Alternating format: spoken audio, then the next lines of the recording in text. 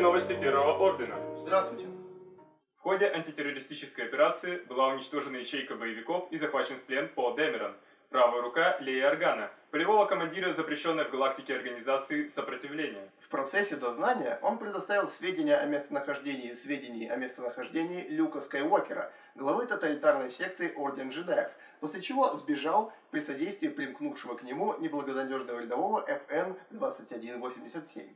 Если вы его видели, обратитесь к одному из наших офицеров. Новости политики. В качестве адекватного ответа на санкции, введенные новой республикой против Первого Ордена, она была полностью уничтожена. Теперь к криминальным новостям. Был совершен рейд на крупный наркопритон на планете Такадана.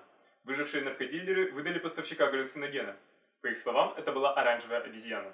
В результате семейной ссоры, предположительно нетрезвый рецидивист Хан Соло, пытаясь отобрать у своего сына, уважаемого командира Кайло Рена, именной световой кортик, упал на него с летальным исходом. Сам Кайло Рен отправлен в санаторий для поправления здоровья после нервного срыва. К новостям народного хозяйства.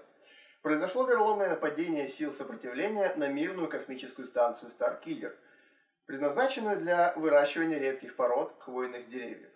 После чего высочайшим распоряжением верховного лидера Сноука она была планово выведена из эксплуатации в связи с моральным устареванием. На этом наш выпуск заканчивается. До встречи через 2 года.